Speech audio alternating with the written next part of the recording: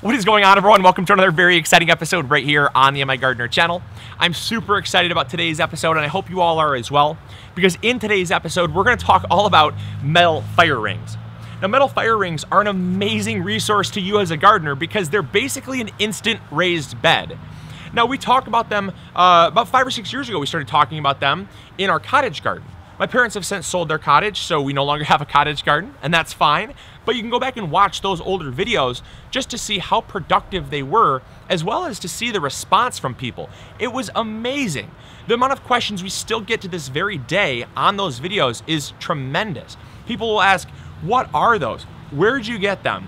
I need them. How much did they cost? And so in today's video, I wanted to bring one out to show you guys why I love them so much and why, they might not be your go-to choice for your whole garden, but they can certainly be a kind of a resource in your gardener's toolbox that you can pull out to help you grow more food. And they definitely have their benefits. They definitely have their place in our garden. And so while I know that they are a little bit more expensive, they are, they have their benefits as well. And so part of my mission is just to share with you all the things gardening, and you can pick out what resonates with you, what you like the best. But I would be doing a poor job of doing what I love to do if I didn't show you this amazing option. And so with that being said, let's talk about these fire rings here and how they can benefit your garden. So the first thing I love about these steel rings is the fact that they are sturdy. They are metal, so they're not gonna bend, they're not gonna break. They are very, very sturdy. I really like sturdy building materials because of the fact that when I'm growing a garden, I don't have to worry about my building materials bending and flexing and breaking and things like that. There's no give to these. I have absolutely no problem, digging in them, putting soil in them. They're not gonna flex and bow and warp out of shape. They are awesome. So because of the fact that they're super sturdy, gives them a check in my book. The second thing I love about them is the fact that they're metal. This means that they're not going to rot, rust, or deteriorate. These are gonna far outlive anything in your garden when it comes to building materials. You see, with things like wood will last about 4 to 7 years. If you're going with cedar, more like 10 to 15 years. But the cost of cedar compared to the cost of these is almost the same, if not more expensive for cedar. So when it comes down to it, these are gonna last 20 to 50 years. 20 to 50 years compared to 10 or 15. Huge benefit with these over cedar. But also if you're going with things like cinder block is porous, and porous means that it absorbs water. Well, here in Michigan, a cinder block might only last 3 to 5 years before it starts to break. And that's because it absorbs the water, and then when the water freezes during the winter, it breaks the cinder blocks. Well, that's no good. These won't absorb water and they won't break. So when every other material will fade within 3 to 15 years, these are gonna last a minimum of 20, upwards of 50. That is awesome. Now the next thing I love about these is the fact that they're already built. You don't have to do anything. You literally just buy them from wherever you're gonna buy them, and then you simply put them in your garden, fill them with soil, and plant them out. No building required. Isn't that awesome? What could be simpler? All right, and the third and final thing I love about these is just how compact they are. Now, the fact that these are only 3 feet wide means that you can reach them from any angle. One of the biggest problems I have with some raised beds is they're so wide that you have to manage half the raised bed, walk around to the other side, manage the other half of the raised bed. That's no fun. That's a lot of work. And part of keeping your garden weed free is weeding the garden. And if you have to do a lot of work, if it's very cumbersome to weed your garden, you're going to end up slacking or not doing it at all, and then weeds take over. This is so easy to weed. Also, because the fact that it's kind of smaller, it's more circular, it's easier to maintain, it's going to be something that you can have in your garden. You can have many of them, and it's very modular. A lot of times gardeners struggle because they have so much space, they don't know where to plant everything, and then it ends up being wasteful on space. Sometimes too much space is not always the best thing. Sometimes focusing high intensity on a small scale and scaling from there, rather than 1, do 4, or 4, do 8. Right? So you're actually forcing yourself to be way more efficient with the space that you have, which is going to train you to grow far more food in far less space.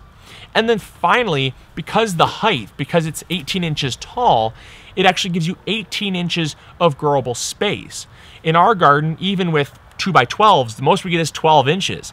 we're getting 18 inches of soil, meaning crops like carrots or potatoes, deep-rooted crops, or even crops you plant closely together are going to compete far less. They're going to have far less trouble going down deep into the soil, and you're going to have far healthier plants the deeper you can give them. So that's a benefit there, but it's also a benefit from a management side as well if you have a bad back. It's obviously way more elevated than a traditional garden bed, so it's a lot easier on the back. You're not bending over quite as far. So again, if you can manage your bed and keep it maintained, it's going to be way more weed-free than a bed that you struggle to maintain. So those things considered, that's why I love these. Now, I do know that for some people, $42 to $85 is going to be cost prohibitive. I know that a lot of you have no desire to spend that much on your raised beds, and I respect that. I know that for a lot of people, money is tight, and for Mrs. M.I. Gardner and I, we haven't found the money tree either, and so budget is definitely something that we keep at the front of our mind, and in every decision we make, budget comes into play.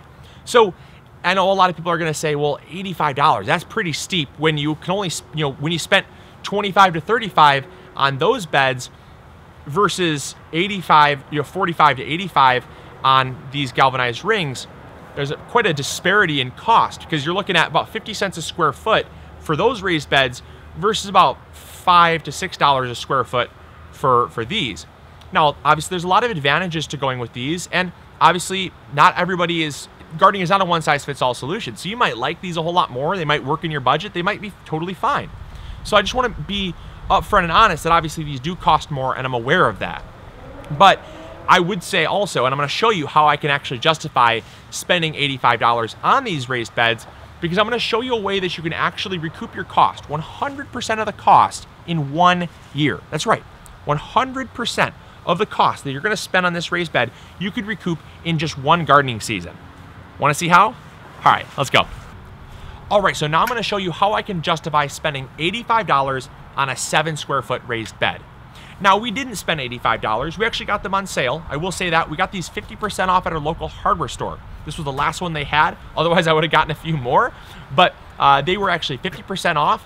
A lot of other people had the same idea, or they really wanted a fire pit and they just didn't want to spend full price. So this was the last one that they had, but I got it for $42.50. Normal price is $85. So I did cushion my return on my investment by 50% by getting it on sale. But let's just assume you have to buy it at full price. You're probably thinking, Luke, that is crazy. That is way too expensive, and it is expensive. But if you can justify it through savings, through actually, the food that you grow being money that you're putting back in your pocket, it becomes a little easier to justify. So how I'm going to break even on this raised bed is starting in about March, I'm going to plant lettuce. March till June, I'm going to grow lettuce, early June. I'm going to have lettuce in the ground. I'm going to grow 15 heads of lettuce at an average cost of $2 a head. I'm basing it on my local grocery store prices. For organically grown lettuce, it's $2 a head. So I'm growing $30 just in basically March to early June. After that, I'm going to have some tomato plants ready to go in the ground. In early June, I'm going to throw those tomato plants in the ground. It might even be like late May, right? Whenever I harvest that lettuce is when I'm going to turn over those crops. In like late May, early June, I'm going to plant tomatoes. I can single stem tomatoes and get 3 plants in this 7 square feet. When I high intensity garden, I talk about how I only need about 2 square feet per tomato plant. And because I'm growing 3 plants at 2 square feet, that means it only takes about 6 square feet to plant those 3 plants. Those 3 plants are going to yield me 40 pounds of tomatoes, up to or maybe even a little bit more than 40 pounds of tomatoes. At an average cost of, let's assume, $1 a pound, even though I know it's going to be way more than that to buy them from your local farmer's market or produce vendor. If they're organically grown, they're going to be even higher. But let's just assume $1 a pound. That is $40 worth of tomatoes right there, and that's from early June till about late August, early September. So during that window, you're growing $40 worth of tomatoes. Plus the $30 in lettuce, you're already at $70 worth of produce that you've grown. That's not even assuming that you didn't plant out or interplant other things in the base, in the base of the planter, things like beets, things like herbs like basil, thyme, parsley. You can plant lots of other things. Interplanting is a great way to maximize your harvest and maximize your return on your investment. So that's not even including that. I'm just taking it at the very minimum of what you can plant. The final thing that I do is once I pull those tomato plants, out in early September, I'm gonna plant something like kale. The reason why I'm planting kale is because of the fact it's very cold hardy. That means I can grow it from early September all the way through into basically about December. I'm gonna maximize my growing season by taking advantage of all the fall gardening season, plus that early winter season, so 3 to 5 weeks of early winter where I can grow that as well. And I'm gonna be getting the most harvest. From this bed, I can expect to get between 5 and 10 pounds of kale during a growing season. 5 to 10 pounds of kale at an average price of $3 a pound is at minimum $15 worth of kale, upwards of $30 worth of kale. So let's assume the minimum again, $15. I have $30 in lettuce, I have $40 in tomatoes, I have $15 in kale. In a single growing season, I can grow $85 in vegetables. There you go. And the nice thing is once you have a return on your investment, everything else is pure savings. Year 2, year 3, year 4, this sucker's already paid for itself, and you're actually not only recouping your cost, but you're also putting money back in your pocket in the process. So it is a great way to grow a lot of food. It's certainly, like I said, it's certainly a cost, but it has its benefits. It has a longer life expectancy. It's sturdy, it's already built. You don't need any handyman skills whatsoever. It's round, so you can pretty much just roll it around. You don't have to carry it. It's easy to move. It is so convenient. I love these galvanized fire ring raised beds. I think that it's something that everybody can put in their garden. I think that it's not something everybody will put in their garden, but that's up to you. So I respect your opinion. Please do respect mine that I like them. And if it doesn't work for you, pass this video on to someone that it might work for. Part of the thing that I like I said, part of the thing that I like to drive home is having many tools in your toolkit. Just because we grow in primarily raised beds, in wooden raised beds, doesn't mean that I wouldn't also advocate growing in galvanized steel. Just keep that in mind. So I hope you guys enjoyed. I hope you learned something new. As always, if you did enjoy, make sure to throw a like up there. Subscribe if you're not yet already, and we'll catch you all on the next episode. All right, grow big or go home, everyone. Bye.